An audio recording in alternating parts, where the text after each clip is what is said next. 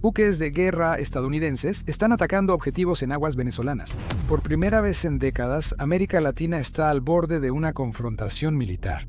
Para muchos, esto es solo otra mala noticia para Venezuela. Un país antes rico en petróleo ahora es conocido por pobreza, crimen y dictadura.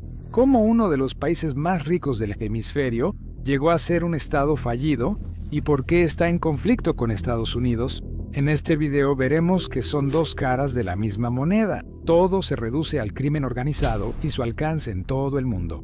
La historia de los cárteles de Venezuela inicia con el petróleo, no con la cocaína. Antes de los cárteles, el petróleo construyó el sistema que luego dominaría todo. En 1922, Shell, antes Royal Dutch Shell, halló un campo petrolero en la cuenca de Maracaibo, noroeste de Venezuela.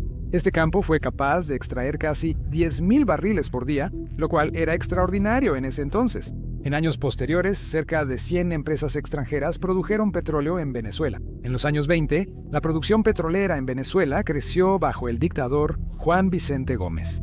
Para 1929, Venezuela producía 137 millones de barriles de petróleo al año. Esto hizo al país el segundo mayor productor de petróleo, solo después de Estados Unidos. En los años 30, el petróleo era más del 90% de las exportaciones venezolanas, haciendo del país un petroestado. El 98% de la producción petrolera en Venezuela estaba controlada por empresas extranjeras como Gulf, Royal Dutch Shell y Standard Oil. En respuesta, los líderes venezolanos intentaron contrarrestar esto, implementando leyes que exigían a esas empresas entregar la mitad de sus ganancias petroleras al gobierno. Ejemplo de esto es la Ley de Hidrocarburos de 1943. 5 años después, los ingresos del gobierno crecieron 6 veces. Hasta entonces, Venezuela enfrentaba dictaduras militares divididas. El país eligió su primer gobierno democrático estable hasta 1958. Partidos políticos acordaron repartir proporcionalmente las ganancias del petróleo para evitar dictaduras. Esto hizo que las ganancias del petróleo quedaran casi solo para el gobierno. En 1960, Venezuela fue miembro fundador de la Organización de Países Exportadores de Petróleo, la Organización de Países Exportadores de Petróleo.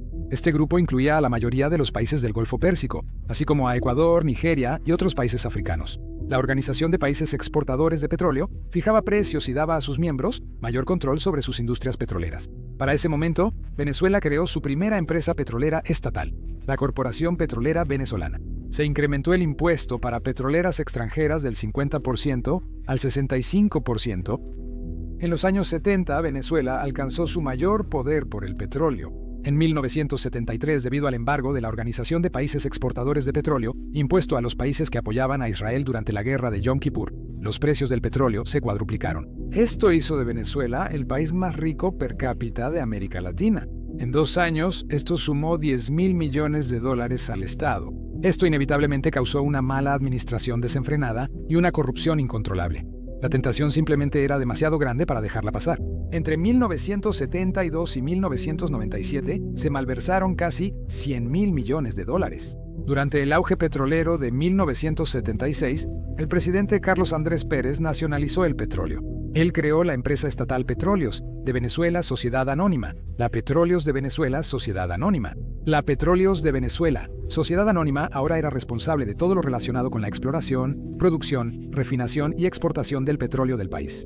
Petróleos de Venezuela Sociedad Anónima podía asociarse con extranjeras, pero debía retener mínimo el 60% de las ganancias. Aunque era una empresa estatal, estaba estructurada para funcionar como un negocio con poca regulación. En los años 80, el sueño venezolano colapsó junto con los precios del petróleo. La caída repentina de los precios del petróleo afectó gravemente la economía venezolana, dependiente del petróleo, y disparó la inflación. Además, tenía una gran deuda por comprar refinerías extranjeras.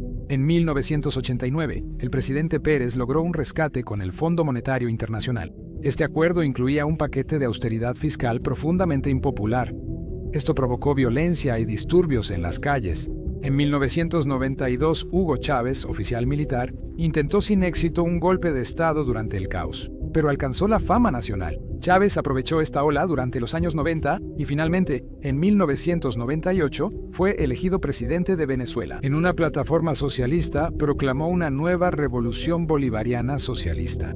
Durante su campaña, Chávez prometió usar la vasta riqueza petrolera de Venezuela para eliminar la pobreza y la desigualdad.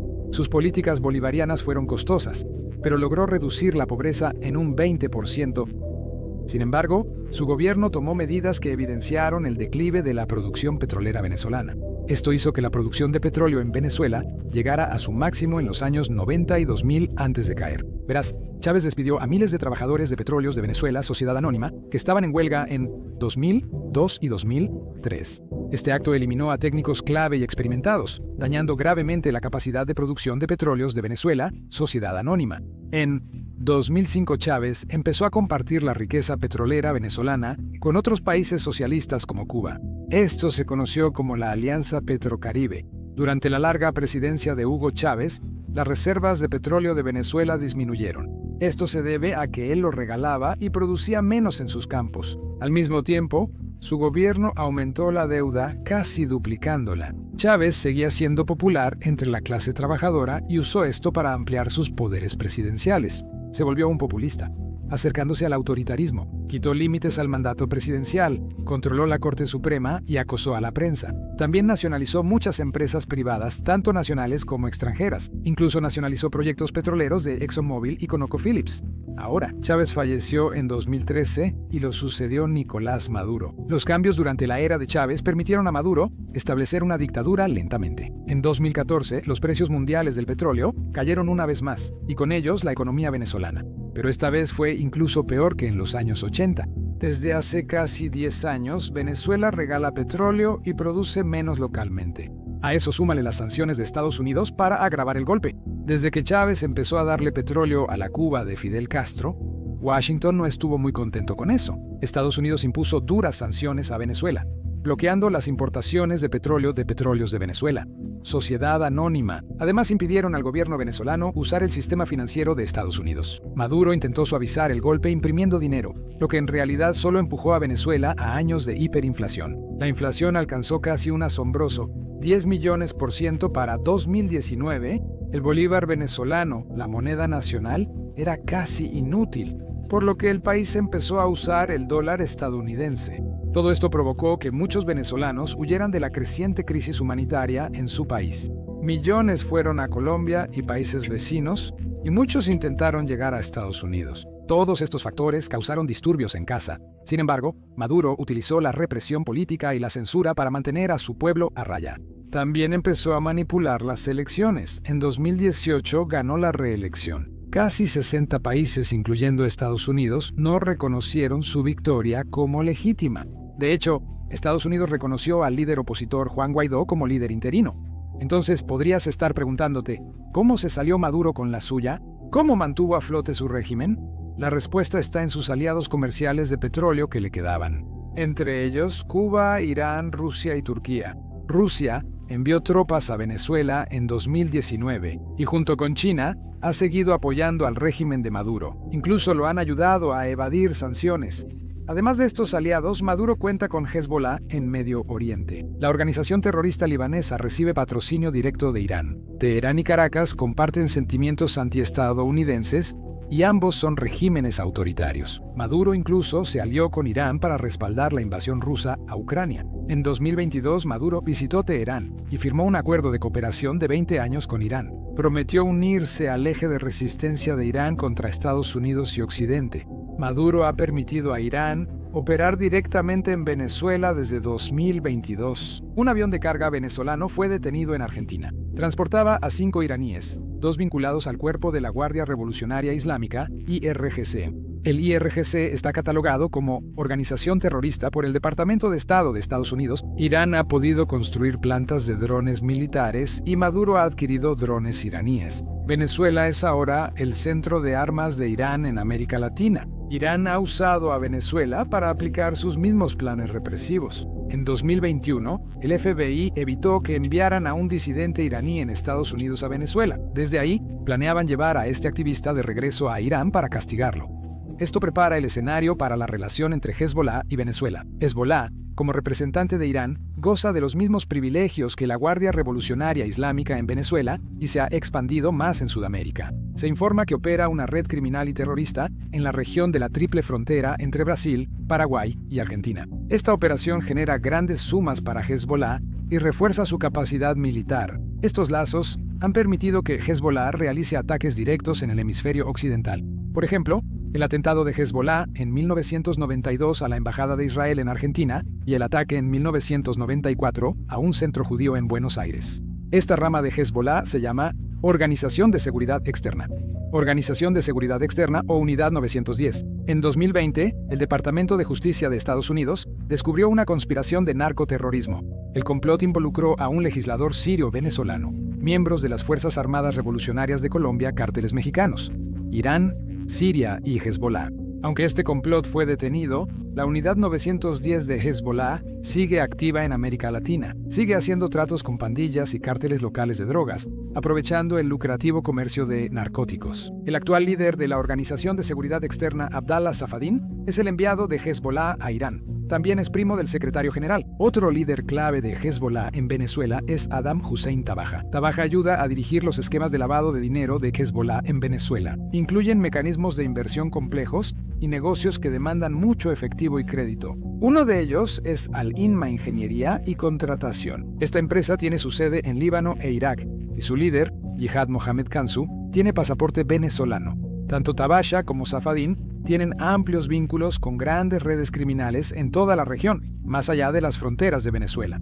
Ellos están involucrados en textiles, carne de res, carbón, electrónicos, turismo, bienes raíces e incluso construcción. Todos estos negocios ayudan a lavar dinero para Hezbollah. Hezbollah también ha explotado la gran diáspora libanesa, no solo en Venezuela, sino en toda la región. Es parecido a cómo pandillas venezolanas explotan a sus expatriados en el extranjero. La gran comunidad libanesa en Venezuela ha facilitado, sin saberlo, la recaudación y movimiento de dinero para Hezbollah. Son abogados, contadores o empresarios. La red de Hezbollah en Venezuela opera mediante clanes familiares ligados a la economía ilegal bajo control de Maduro. Está profundamente arraigada en los círculos políticos del régimen, por lo que Maduro consolidó aún más su poder con esta red de apoyo. En 2021 manipuló de nuevo las elecciones, ahora las legislativas, y tomó la Asamblea Nacional. De nuevo, varios países no lo reconocieron y la oposición boicoteó la votación. El boicot fue respaldado por Estados Unidos, Canadá, la Unión Europea y la Organización de los Estados Americanos. A finales de 2022, la oposición estaba fracturada. Durante este tiempo, las relaciones entre Estados Unidos y Venezuela mejoraron. Biden permitió a Chevron retomar operaciones limitadas en Venezuela. Esto fue por el alza del petróleo por la guerra en Ucrania. Maduro aceptó dialogar con Washington en 2023. Su régimen también aceptó planear una elección libre y justa en 2024. Washington retiró algunas sanciones al petróleo y gas venezolano, pero en 2024 revirtió esta medida. Maduro no proporcionó la hoja de ruta para una elección libre y comenzó a provocar a Guyana. Esto reavivó una disputa territorial histórica entre ambos países. ¿Qué territorio? ¿Por qué? La región de Escobedo, rica en petróleo, empezó a parecer que Maduro estaba listo para ir a la guerra con Guyana por este territorio. Por esto, la administración de Biden volvió a imponer sanciones. La situación empeoró cuando Maduro volvió a declarar su victoria en las elecciones de 2024. La oposición también proclamó su victoria en estas elecciones. La tensión creció aún más cuando Donald Trump volvió a la Casa Blanca. Este año, Trump endureció el asilo y deportó a más de 200 presuntos pandilleros venezolanos.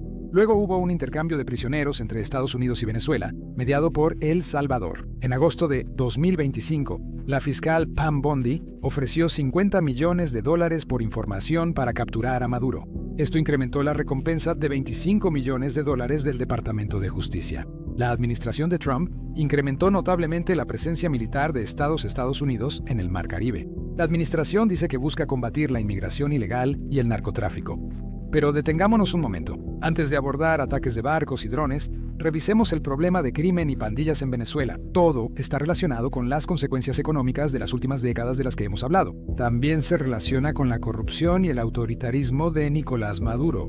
El reciente capítulo de la tragedia económica en Venezuela causó una crisis humanitaria. Verás, a partir de 2014, la hiperinflación y la corrupción provocaron escasez de alimentos y medicinas. El gobierno no ha logrado mantener la red eléctrica estable, causando apagones frecuentes en el país. Tampoco ha podido proporcionar servicios sociales adecuados. Además, la propagación de enfermedades infecciosas ha sido desenfrenada. Esto ha hecho que Venezuela sea uno de los países más pobres, con ingreso promedio de solo 72 centavos. El 96% de los hogares venezolanos vive en pobreza. Estas condiciones se formaron durante años y permitieron que el crimen tomara el control. El crimen organizado ya existía en Venezuela antes de 2014.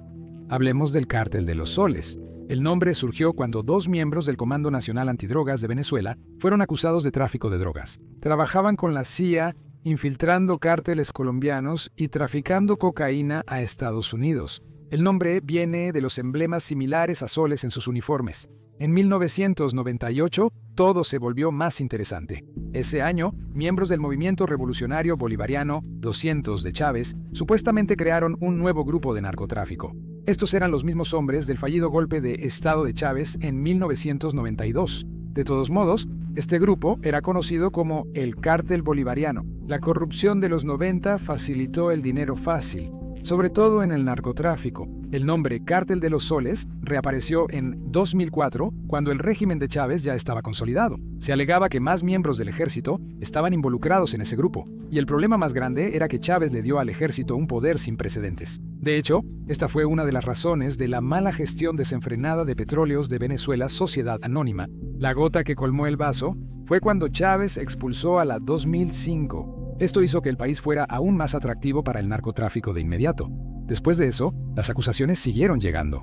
Se informó que fuerzas de seguridad de Hugo Chávez enviaban drogas por Venezuela. Se informó que el ejército venezolano colaboraba con las Fuerzas Armadas Revolucionarias de Colombia, guerrilla colombiana, en el tráfico de drogas. Incluso el Reino Unido acusó a Venezuela de permitir aviones colombianos de drogas en bases de su fuerza aérea. Por estas acusaciones, Washington ahora relaciona a Maduro con el liderazgo del Cártel de los Soles. Tiene sentido, pues la mayoría de los acusados son altos mandos militares designados por Maduro. En 2020, Estados Unidos acusó a Maduro y funcionarios de liderar el Cártel de los Soles. Y hay otro gran actor en el mundo de las drogas en Venezuela, Tren de Aragua, que en español significa el Tren de Aragua. Este grupo se creó en 2014 en medio de otra catástrofe económica mayor. Esta banda surgió dentro de la prisión de Tocorón. Esta prisión está ubicada en el estado venezolano de Aragua, de ahí el nombre del grupo. El nombre de este grupo podría estar vinculado a un sindicato ferroviario que construía un tren entre Caracas y Aragua. La banda tomó el control de la prisión de Tocorón. Ahí tenían un zoológico, alberca, discoteca, restaurante y bar. Sus líderes dirigían robos, secuestros y asesinatos desde la cárcel. La crisis económica en Venezuela llevó a la banda a internacionalizarse. Aprovecharon a los casi 8 millones de venezolanos que huyeron de su país. Comenzaron a reclutar nuevos miembros de estos expatriados. La banda se instaló en países vecinos como Colombia, Perú y Chile, desde donde traficaban personas y drogas. Abrieron redes de extorsión y prostitución.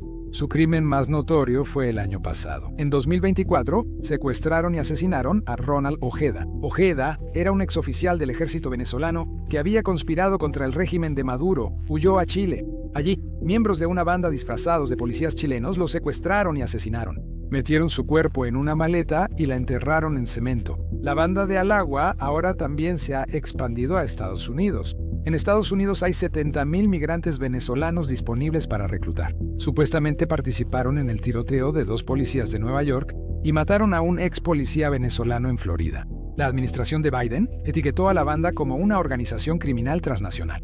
Este año, la administración de Trump la declaró organización terrorista extranjera. Ahora todos estamos informados. Desde que volvió al cargo, el presidente Trump reactivó la campaña de máxima presión contra Venezuela. Su gobierno sigue acusando a Venezuela de traficar cocaína a Estados Unidos. El gobierno también ha llamado organización terrorista al Cártel de los Soles. Esto significa que Maduro es ahora el presunto líder de una organización terrorista. En agosto de 2025, Trump ordenó en secreto al Pentágono que usara la fuerza militar contra los cárteles de drogas latinoamericanos. Luego duplicaron la recompensa por Maduro y Estados Unidos envió una flota de guerra a aguas venezolanas. Transportaban a más de 4.500 marineros e infantes de marina. Después ocurrió el ataque con botes. El 2 de septiembre de 2025, las fuerzas estadounidenses atacaron una supuesta lancha de Tren de Aragua. Esta lancha presuntamente traficaba cocaína a Estados Unidos y el ataque dejó 11 muertos. Este ataque fue inédito porque solo participó la Marina, sin la Guardia Costera. El resto de la flota sigue desplegado en el Mar Caribe. Esta serie de ataques podría indicar intenciones más profundas en Venezuela. Algunos informes sugieren que Estados Unidos podría intervenir para cambiar el régimen en Venezuela. Este escenario sigue siendo improbable. Aún así, Estados Unidos continúa acumulando activos militares en la región. Para octubre, el 160 o Regimiento de Aviación de Operaciones Especiales voló helicópteros frente a la costa venezolana. Estados Unidos también desplegó 3 bombarderos B-52 en la región. El ejército de Estados Unidos también desplegó un submarino nuclear en el agua. Trump también ordenó terminar todo compromiso diplomático con Caracas. Trump ahora incluso ha permitido que la CIA tome acciones encubiertas en Venezuela.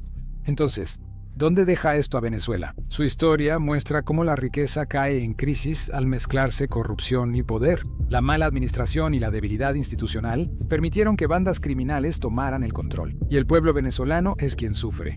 Uno se pregunta, ¿qué se pudo hacer diferente? ¿Y si Venezuela no hubiera puesto todos sus huevos en una sola canasta llena de petróleo? ¿Y si hubiera diversificado su economía?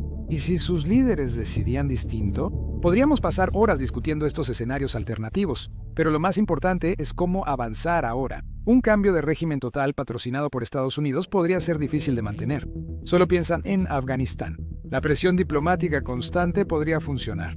El pueblo venezolano quiere un cambio. Existen opciones para un gobierno democrático en Venezuela. Todavía existen figuras como María Corina Machado y Edmundo González. Lideraron la oposición en las elecciones pasadas y cuentan con pruebas sólidas de haber vencido a Maduro. No obstante, Maduro sigue en el poder con varios aliados. En resumen, no podemos saber qué le depara el futuro a Venezuela, pero sí conocemos la historia. Que Venezuela sea una advertencia sobre acercarse demasiado al sol. Tener miles de millones en petróleo no garantiza un final justo, próspero y feliz. Si te cansas recibir noticias de medios de multimillonarios, cabilderos o portavoces del gobierno, te encantará Global Recaps. Nuestro boletín gratuito explica lo que sucede en el mundo, desde la guerra Rusia-Ucrania hasta los movimientos globales de China. Sin patrocinadores, anuncios ni censura, sin filtros corporativos, sin manipulación de ambos lados, solo geopolítica directa y sin filtros. El tipo de análisis que la mayoría de los medios tradicionales tienen un poco de miedo de abordar. Lo escribimos de forma independiente y respondemos ante ti, no ante una junta en Nueva York o Pekín. Si quieres un lugar donde la verdad todavía importa, donde los titulares no están en venta y donde las historias globales se cuentan tal como son, entonces únete a Global Recaps ahora mismo. Solo haz clic en el enlace de la descripción o ve a globalrecaps.com y regístrate. Es gratis. Te toma 10 segundos y es el único correo que realmente querrás abrir cada semana.